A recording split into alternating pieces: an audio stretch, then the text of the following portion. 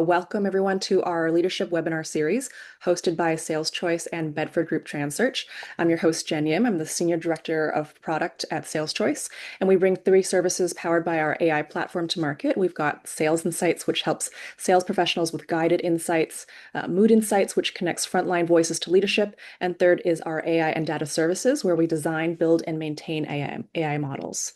Over the years, we've been hosting numerous experts and thought leaders, and we've built a trove of AI and revenue growth thought leadership content across podcasts, webinars, white papers, and more. And I invite everyone to go to saleschoice.com/resources to be able to access more of that.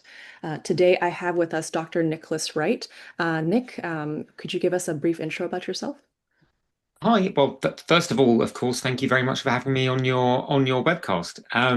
So I was originally a neurology doctor and practiced medicine, treating patients with brain illnesses in Oxford and in London. And then I spent a number of years using functional brain imaging to look at how humans make decisions. And I did that in the lab in London that Google DeepMind, or then DeepMind was spun out of. I then moved to Washington and worked at different think tanks and got to know the people at the Pentagon Joint Staff. And I've been working with them ever since for over about 10 years now.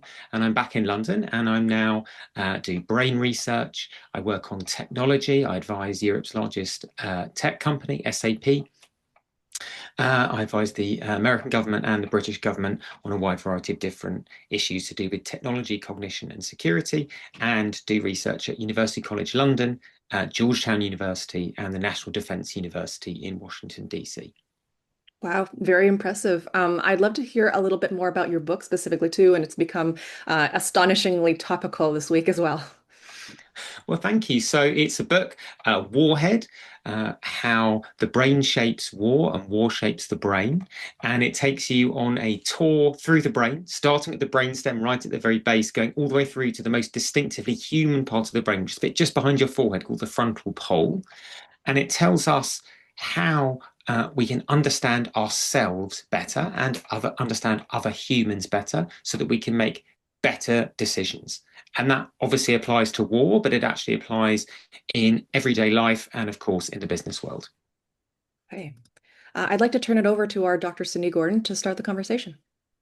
Well, first of all, Dr. Nick Wright, we are just so honored to have you with us, especially during this time in the US Pentagon. And the title of your book, Warhead, How the Brain Shapes War and How War Shapes the Brain.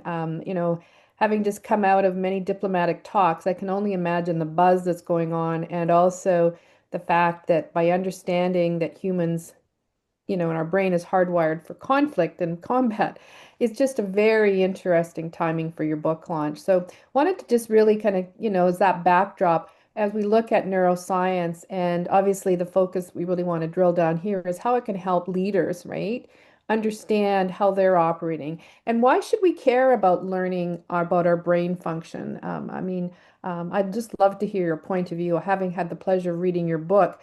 I obviously want to make sure I'm working with my upper frontal cortex and not in my amygdala, the back, my reptilian. Well, you need your amygdala.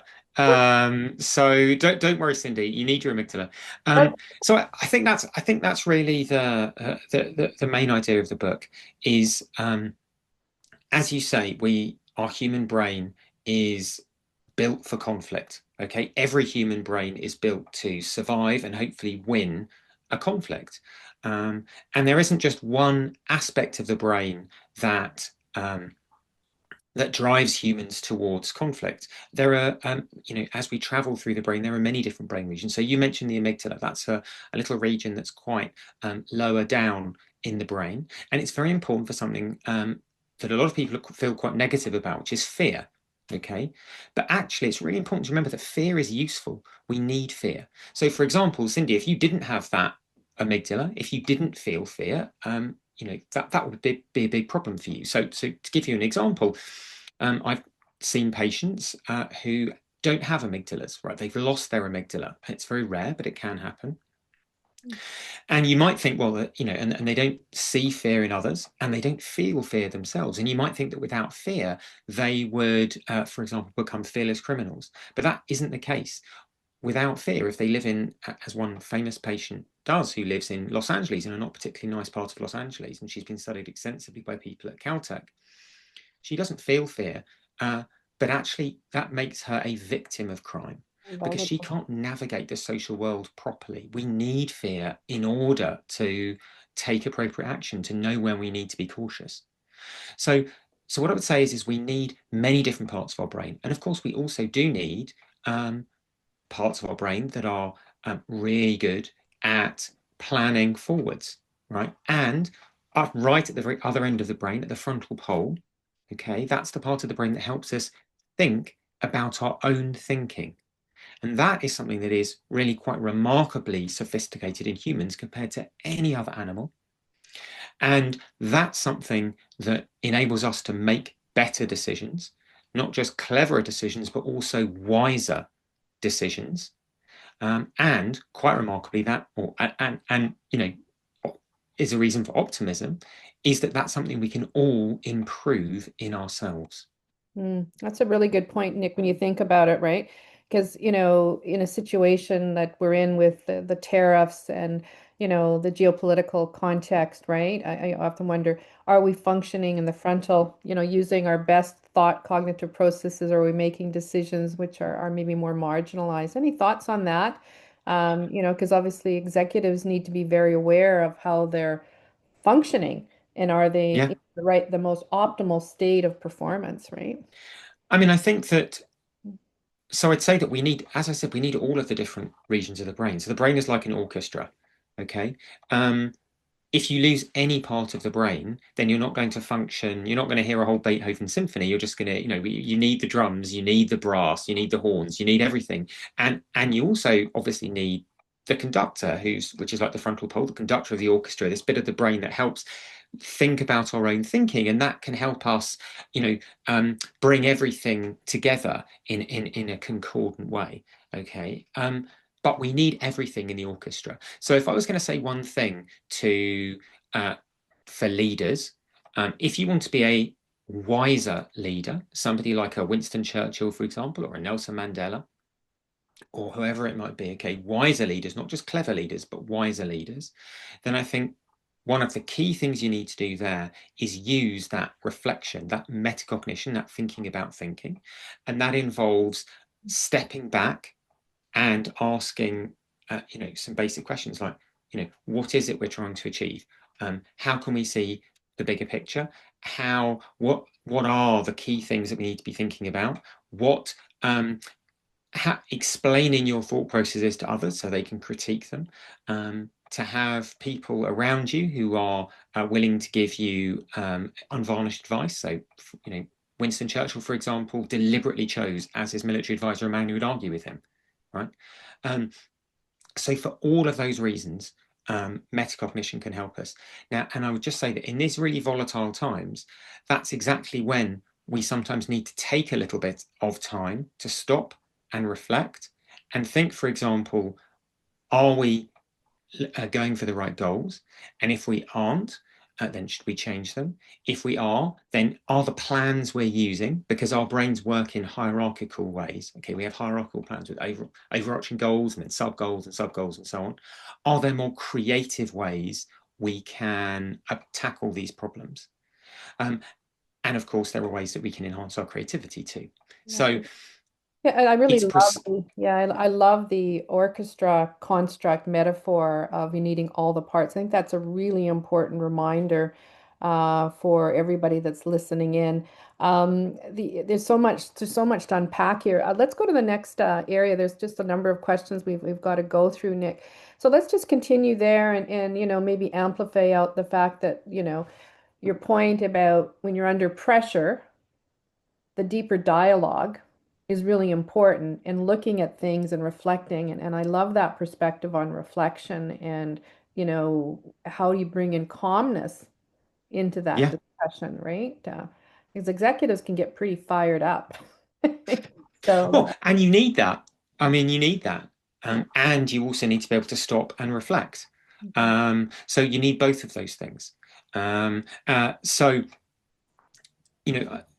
think this really is one of the key issues. So say, for example, you're planning for the future. You're planning how to achieve some kind of a goal. Now we often make quite predictable errors. So, for example, what people do if they're planning for the future and there is a big negative, something they don't want to do, make a difficult phone call. And you see this in our own private lives. You don't necessarily make a difficult phone call to your partner or your spouse or whatever. And so you ignore what is behind that initially unpleasant option, even if actually the best outcomes a little bit further down the decision tree actually lie behind that initially bad option.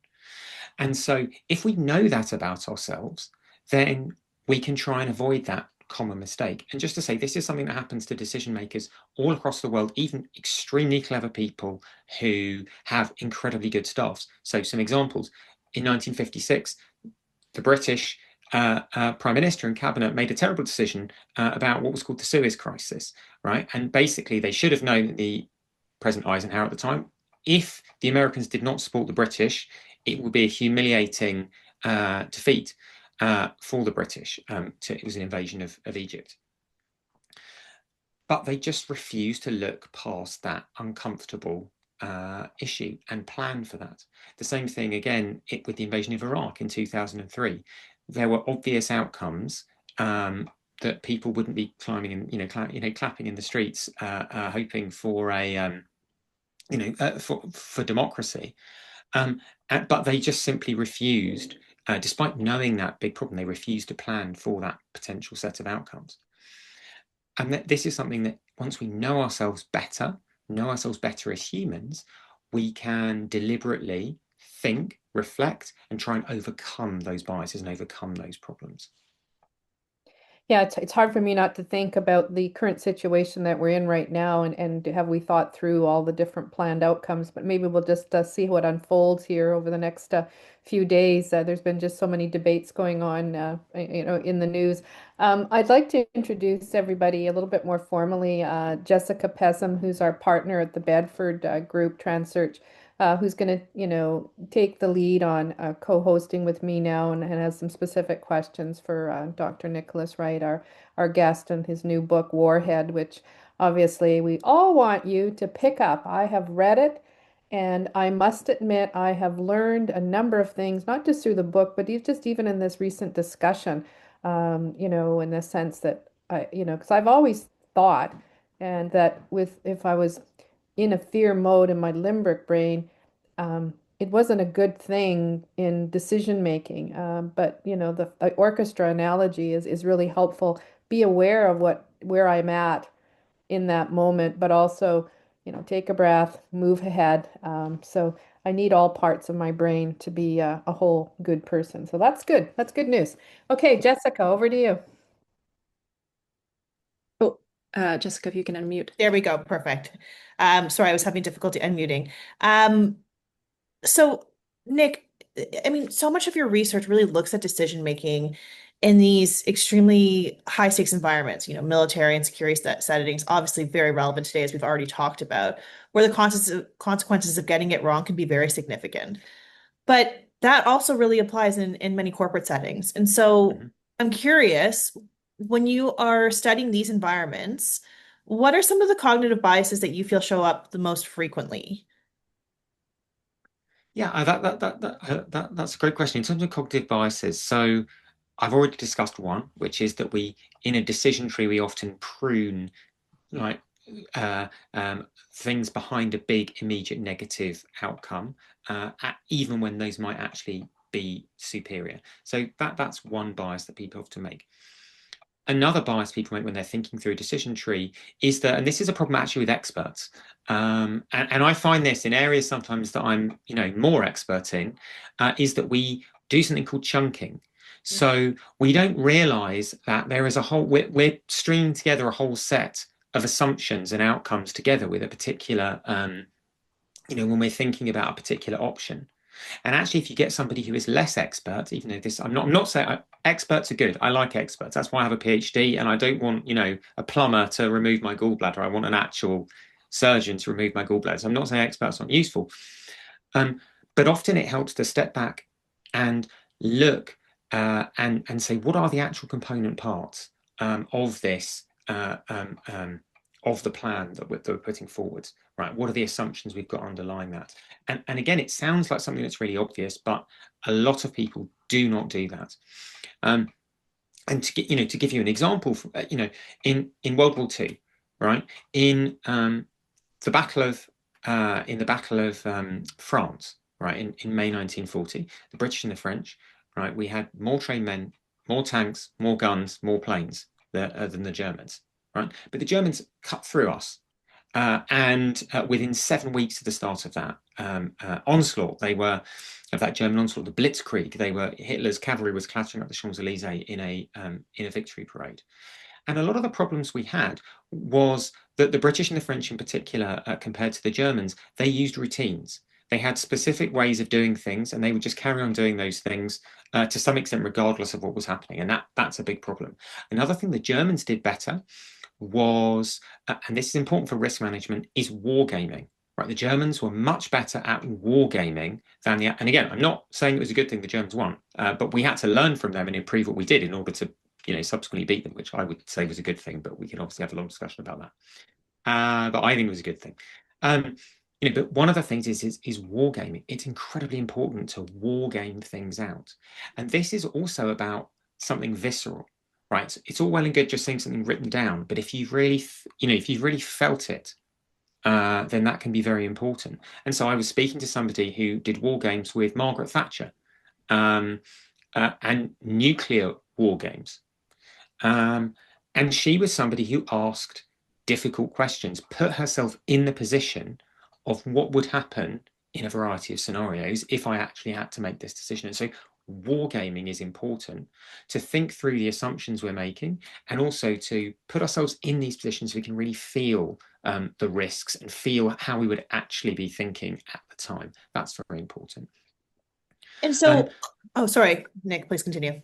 I know, and the last thing I was going to say is I think it's partly about training, and this comes again a little bit to the wargaming issue, but it's about training. So one of the remarkable things about humans is we are the only animals, right? The only primates, rather. We are the only primates that teach. So plenty of other primates can learn. So a chimpanzee, for example, a baby, a juvenile chimpanzee can learn from its mother to do some kind of complex task. But we are the only animals, the only primates, that actually teach. And so one of the things that we do so well as humans is teaching and training, right? And that active training is enormously important. And earlier on, Cindy, you were talking about fear, for example, or we can think about risks, how different risks might manifest. Mm-hmm. The thing is the way that you turn, right, all of us, well, unless you're, a lunatic, as all of us will feel fear. But if you're trained, then you will respond to that fear more appropriately. And so to give you another example related to the Battle of France, right? In the 8 months between the start of World War II and the German onslaught, right, on May the 10th, 1940, the French in particular just simply did not train very hard, right? They weren't training very hard. The Germans were training. And then when the onslaught happened, a lot of the French troops were paralyzed with shock, and the Germans were able to exploit that with their stunning victory. So I think training is also going to be crucial, so that when we then come to the crunch decision at risk time, at the time when we need to think about those risks, then we can react appropriately. That's great. That's really helpful. So, when we talk about these executives and, what lessons they can take in terms of managing risk, about making better decisions, your top 3 takeaways, would you say, is sort of the wargaming, the thinking through those assumptions, asking those difficult questions, and then, learning and development, teaching and training our people to be better prepared for those situations. Yeah. And obviously that sounds, like it's like marketing, 50% of marketing is nonsense. The problem is I don't know which 50%, right? All of this sounds, but there's a lot we can practically do. So how do you train, for example? One of the ways you train better, this is something George C. Marshall. So George C. Marshall was the top American military leader in World War II. and he was the chap who then subsequently did the Marshall Plan and all the rest of it. Amazing guy. What most people don't know is 10 years before World War II, he was in charge of the infantry training school at Fort Benning, and he revolutionized infantry training there. And 200 future US generals go through that infantry training school as either students or instructors. And it was one of the reasons why America could go from having an army smaller than Romania's at the beginning of World War II to like 12 million service personnel, and they did an incredibly good job, right?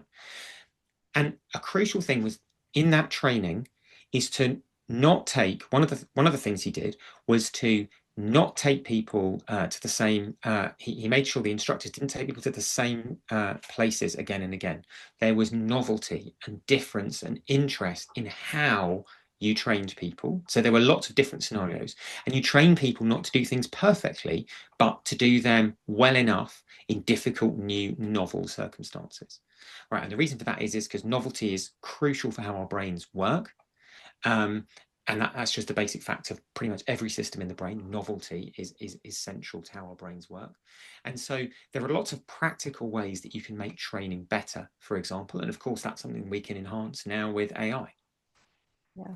No, that makes a lot. Sorry, Cindy, go ahead. No, it's yeah, I'm just exploding with creative thoughts here. Just continue on. I'll let you guys finish up and then continue on.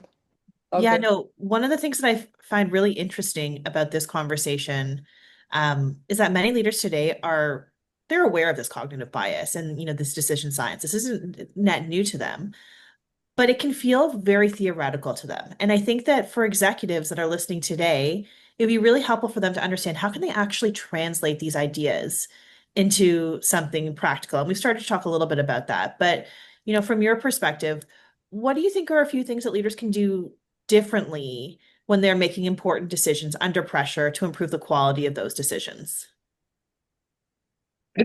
So I think that the first thing is to prepare yourself. And if you come to the point of making these big decisions and you haven't prepared, and that can be training, it can be wargaming, so you really understand things, all of those things. If you haven't done all of that, you are not going to you're not going to be in the right position. So for example, if you look at any really successful war leader, for example, they have all studied extenstively. They have also built up so that's like Winston Churchill or Dwight Eisenhower, right? Dwight Eisenhower, who was the Allied Supreme Commander at D-Day, and he subsequently became the US president. And he was a middle-ranking US officer, nothing particularly exciting, middling, and he got sent to Panama, which was not a plum posting. And when he was there, he got a mentor who made him read many, many different historical cases, many different dramas, actually, things like Shakespeare. Okay, and so he got a whole stock of different analogies in which he could fill his tapestry of knowledge, from which he could then make better decisions. So that's one thing, is to prepare yourself better. Then I think practical things. Now, when you come down to things like reflection, so it's easy to say, how do we reflect? But some of the common mistakes people use, for example, are when new information comes in, then it's important to say, and this is something people might be familiar with, the whole super forecasting, Philip Tetlock type idea. And one of the key things is, again, it's based in the brain, and it's based in the fact that we need to update our information with new our models of the world and how things are happening with new novel information. Well, how certain are we of this new information, right? Just probe, how certain are we of this new information, and how far should we change our opinion based upon that new information? And that can be really helpful in updating and being flexible and changing our mind, which is crucial. And of course, there are other things like, for example, at the end of the day, stopping and thinking just for 15-20 minutes and reflecting. And that could be done, for example, through conversation. So Winston Churchill, for example, famously used to drink a lot of alcoholic beverages. And that can be a good way to do that kind of reflection. So I think these are all practical ways, and I think that I think also in terms of enhancing our metacognition. So this is enhancing our thinking about our own thinking. Yeah. The key takeaway that I'm picking up, Nick and Jessica, yeah. I think is super important in the executive groups, whether it's large multinationals or mid-market companies. Everybody has a plan, like a strategic plan, an operating plan. But what we do not do, and I think this is a really important takeaway, is spend the time on all the diverse scenarios. And the key thing on the novel side, do we put our executives into experience where viscerally they feel the pain? Because we can read a lot, but I love the point about how do we get people into a rehearsal context, right? So that they can play in many directions that are needed. That rehearsal side, and I think the novel aspects and stretching us beyond our functional knowledge, which is an ongoing issue where we don't have executive bandwidth that, have the depth in different operational constructs and mental models, right? So I think those are, I think, really important points about that the brain needs it too. It's a great takeaway. The brain needs novel experiences or we get pretty dull. So that I think is quite interesting in how we're stretching our people, but at all levels. Can't just be the executive ranks, right? Are they getting enough stimulation and giving them the time to reflect? If you guys are okay, let's go to the next question because absolutely. And then I know we've got a lot of questions that are starting to come in, and I encourage everybody that's listening in to put in your questions in the chat bot because I'm sure that you've got some perspectives that you'd like, Dr. Nicholas Wright to comment on.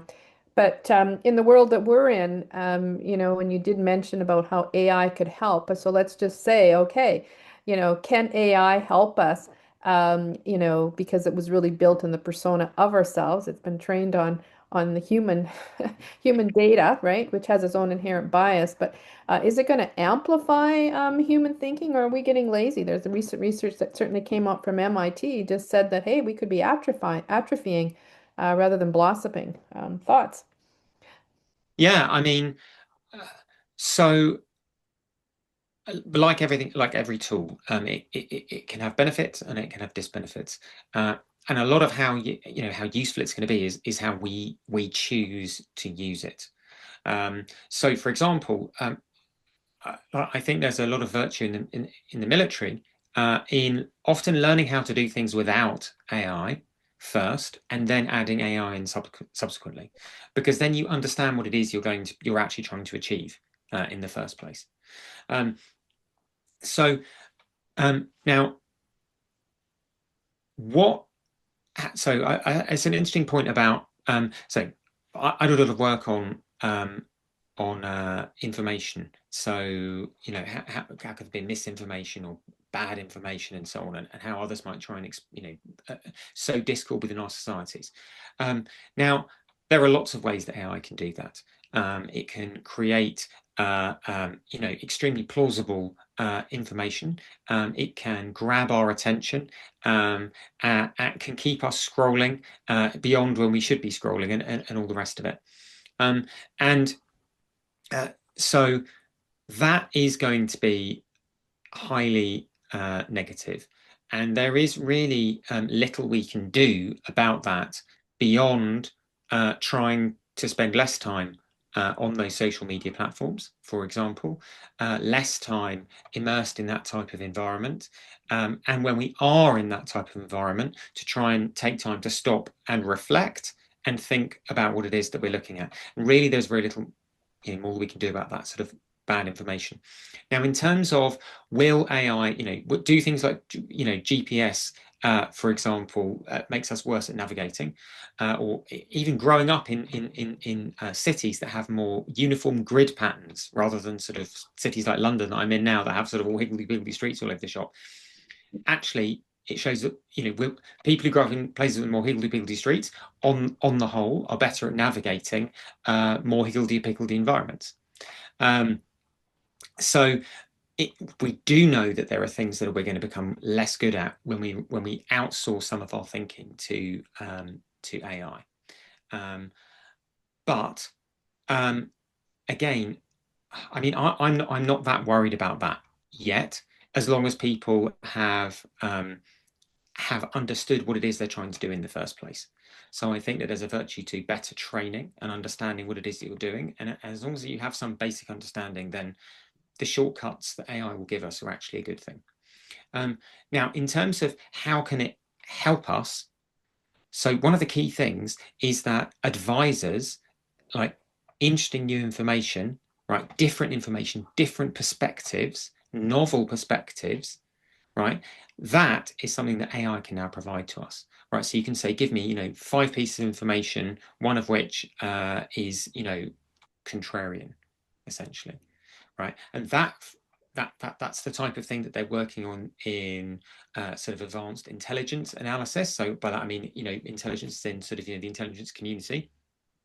Yeah. And I think that kind of thing can help us think better. Yeah, the what's really fascinating in this conversation is, and many of our clients or even our own teams, we're always learning about how to prompt effectively, etc. But the key point you're talking about is to really keep driving the novel context, get contrarian views in, think divergently. And again, it's teaching people how to frame the problem in the context and be very alert to the environment and also the risks probably around the conversation. And yeah, there's definitely a gap. I think through all the different programs that I've seen a lot, right? At the university level, at the executives levels, and people they're not getting a framework around the novelty construct in prompt engineering. I don't think it's foundational. I think Nick, you're really raising some key points there. It's not to say that some aren't, And but by and large. and also I know, it's about having heterogeneous, so multiple different perspectives, and that is really important. That is something that AI can give to us, because obviously, it's a bit like sometimes you do a Google search, and an old-fashioned Google search, and you get lots of, and there are things you just weren't necessarily thinking about. And so when, if you're going to make wiser decisions, you're going to have to see the bigger picture. And in order to do that, you're going to have to see things from new, different perspectives. Like you could ask a book, for example, I think we're not far off, but, being able to ask a book, The Origin of Species by Charles Darwin. Charles Darwin, how would you have thought about the evolution of, the platypus or whatever? And that's the kind of thing that we're going to get this novel, new, fresh perspective. And that is the kind of thing that AI can give to us. Better war games, for example, and that I'm sure will be applicable in the business context, where you can suddenly get lots of good scenarios generated. Right, you need humans and AI working together to generate lots of plausible scenarios, and then they can be thought through by an executive team. Yeah, really good reinforcement there of the multi-dimensional thinking that can really go on to really optimize human performance. We've got one other question, then we're going to open it up to Jen to go through what other questions that we have flowing in. There's so much packed into what we've talked about, and we've definitely, I think, reinforced a lot of practical angles, I think takeaways that are actually very executable to even reflect upon. But when you step back and you think about, you've got such rich knowledge, just not in terms of, being a medical doctor and knowing exactly how the brain functions or maybe rewiring, but now, dealing with policies and dealing with, what's going on right now internationally. What would be the biggest takeaways around diffusion of conflict? I mean, if you think about what we're dealing with right now, right? And the voices around the worry of the Middle Eastern war that's well underway. Yeah. Are we going to be able to, is this going to be protracted over a long period of time? Any thoughts on, the kind of discussions that need to be underway to ensure we're diffusing conflict? Is it doing all of the scenario planning assumptions, but is there some other thing that you're missing right now? I mean, I would say the first thing is actually a really, much broader point than that, which is that, yes, part of what it is, self-knowledge about, who we are as humans is, part of that is knowledge that, conflict is part of what we are. It's part of who we are as humans. But equally human, every bit of human is reconciliation, right? So reconciliation is every bit as human as conflict. So, for example, you look at somebody like Winston Churchill, who was, certainly a man who was, more than willing to fight when that was necessary. But if you read his, history of World War II, right up at the front, right up at the very front, is the moral of the tale, right? And a key moral is in victory, magnanimity. So it's really important to remember that we are built to reconcile and cooperate, and our brains are fantastic at doing that. Now, so if we do that, now obviously there's always a risk involved in cooperating and collaborating and reconciliation, but humans are good at doing that, and we should remember that that is very human. That is Now, such a wonderful reinforcement point, and I know you're going to do a build on that. So continue on. But I would just say, so some people think society can only ever be read in tooth and claw, but that is not true. Reconciliation, someone like Churchill or whatever, reconciliation is central to how he thought about how we should live, and if he can do it, then I think we can as well. Thank you so So much. then practical things as well. So one of the things is that we often do not understand other people really genuinely do. If we feel something viscerally, right? We feel fear, we feel injustice, right? And if somebody else does not feel that same way, then we often think that they are being disingenuous, right? That they don't really feel the way that they do. But what we know is that actually moral decisions that people make, the moral decisions we make, are made by the same brain systems that we use for making other types of decisions.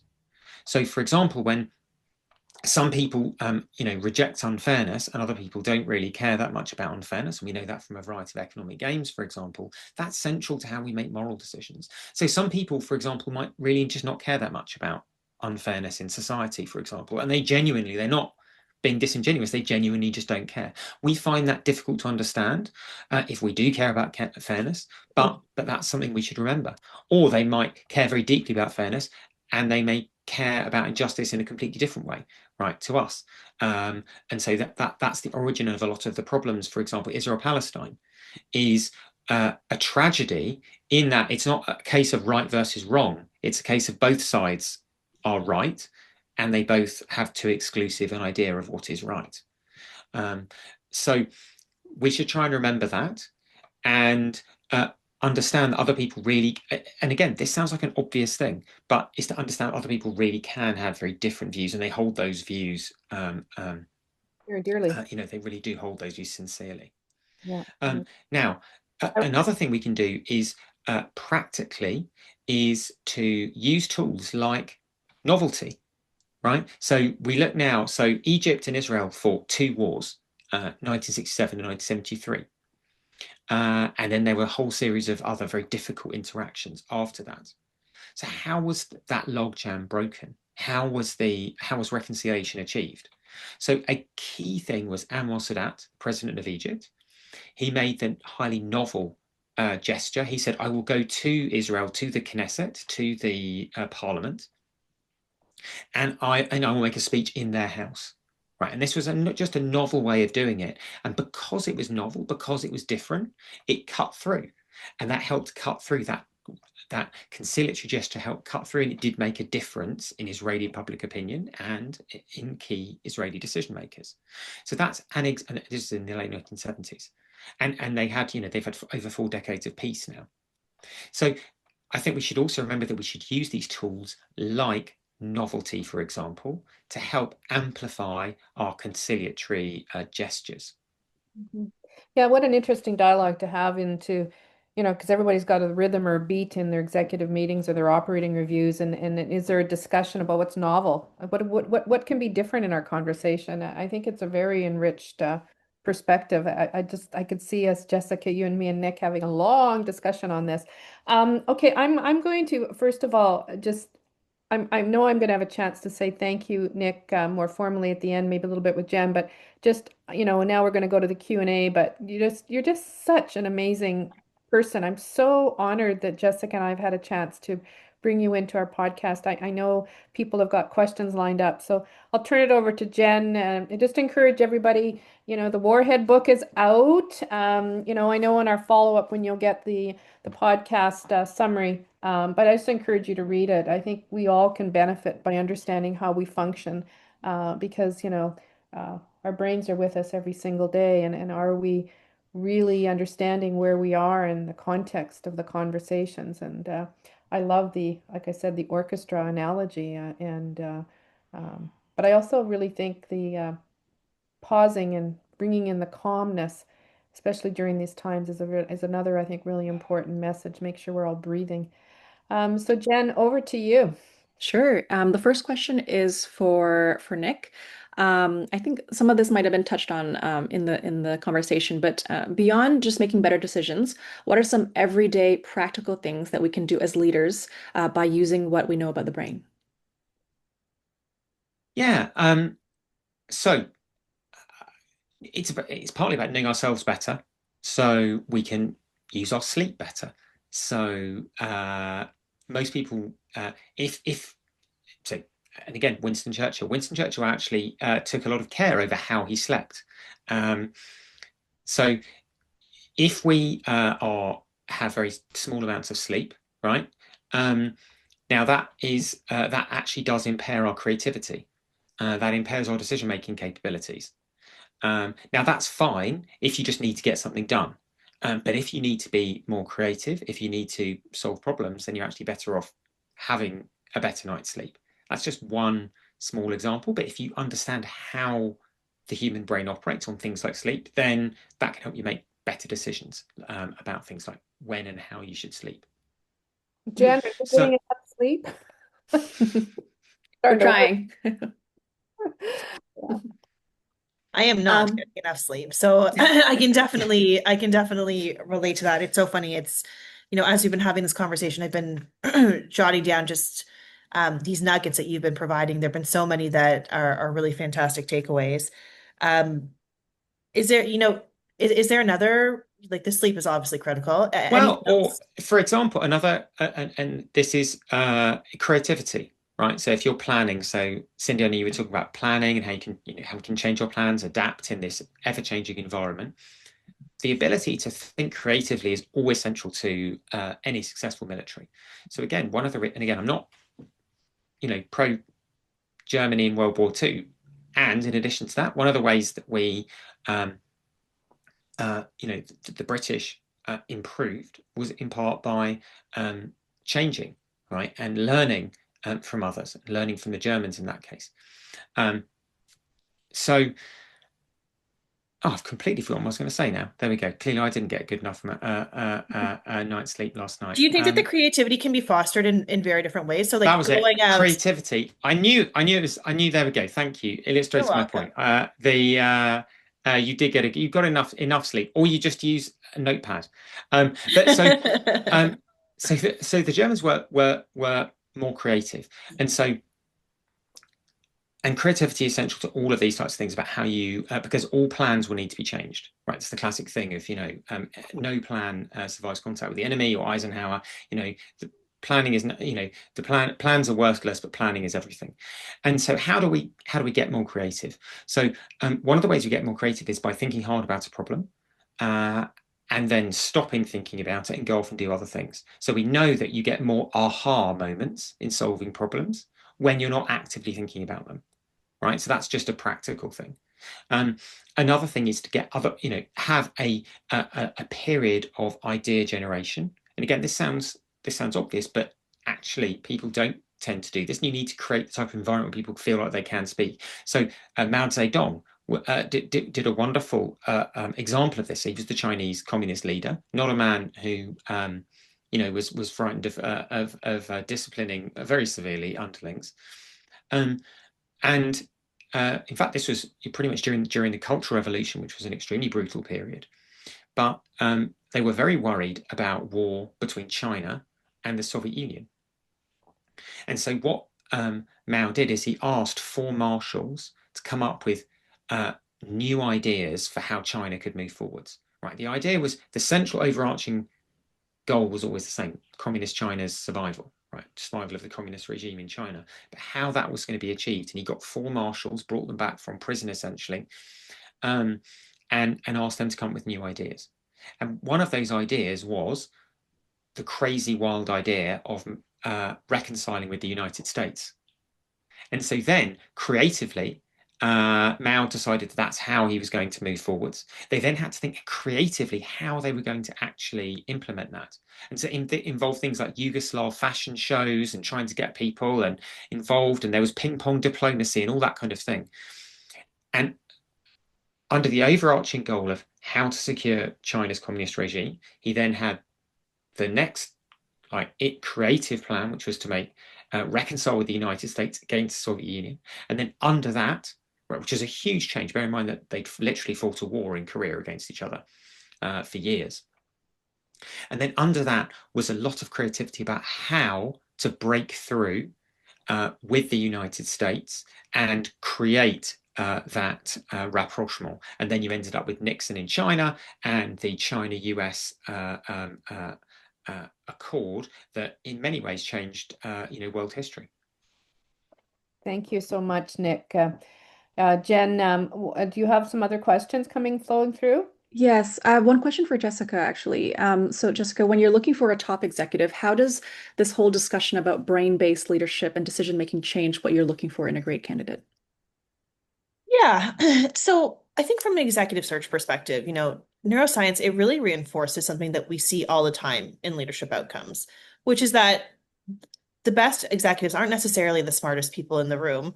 They're the ones who really manage their thinking well when the pressure is on. And so at the executive level, most candidates, they're extremely capable. We know that to be the case. What really, I think, differentiates great leaders is how they make the decisions when the information is incomplete and when the stakes are high. And so when we're assessing leaders today, I think that we look much more closely at things like, do they challenge their own assumptions, to Nick's point? Do they invite different perspectives? Can they stay analytical when things get stressful? All some of the things that we've been talking about here today, like we see that in how we evaluate those executives. And really, I think, in today's environment, we're not just hiring for expertise at the executive level. That's almost table stakes now. We're really hiring for decision quality in high pressure situations, and we're seeing that much more regularly. Great. And Cindy, I have one last question for you. It feels like we need to innovate fast, but also reduce risk. Does using brain science play it safe clash with the need to be innovative and an entrepreneurial leader? No, actually, on contrarian, to be an entrepreneur, innovative leader, you better have a lot of creativity and be able to think in novel contexts. So I think it's just, I absolutely know you need this understanding to be able to, I think, achieve entrepreneurial innovative leadership. Innovation is all about being able to understand incremental thinking, but all the way to very large, complex, strategic thinking. And there's innovation waves, right? There are just a sizing dimension. I think the big takeaway for me here is just constantly understanding the importance of scenario planning, the assumptions, bringing in the novel aspects, ensuring that the leadership teams have enough diversity in the conversation, and the quality of decision making that Jessica talked about. I think these are all really important reminders, and we all know that strong leadership teams that achieve greatness have a tremendous amount of diversity in perspectives. And we can't, I think that's just something we need to really hold and cherish. With our company being, I think, good experts in AI, we need to be really thoughtful in terms of where do humans best play and where can AI augment? It's not there to totally replace, although we now know in highly routine jobs, AI can absolutely replace. And it also is jobs that maybe humans could be better suited to do something more creative, more novel, less boring. But we have to think through the implications on the org design and where do these resources go, and I think that's a very important reminder. But the good news is the novelty that we have as a species, right? I mean, I think it's a really good reminder that Nick talked about how special humans are. I think we need that message going out a whole lot more these days. Yeah, those would be my comments. And maybe the other build before you close out, Jen, that I think is so important is on the discussion we've had in reflection, our company has spent a great deal of time building out an AI product called Mood Insights to help you reflect. And then using generative AI to look at the patterning. And that's all very, very new. And we're seeing already some interesting research. It's maybe a topic for another day. Giving people permission to feel is so important. And not everybody's comfortable we've learned in our leadership research, in giving permission to feel and deeply talk about their fears, their hopes, their dreams, and to have that richer dialogue and to give the space where there's psychological safety there, because there's so many pressures to make decisions that sometimes we don't bring the full human performance potential to work, right? And I think that's something we need to be all very conscious of. Dr. Nick Wright, I know Jen and Jessica are going to say a few words, but I'll turn it over to Jessica to say thank you. I'll just say thank you on behalf of Sales Choice. Jessica? Yeah, just to echo Cindy's comments, just want to thank you so much for your insights today.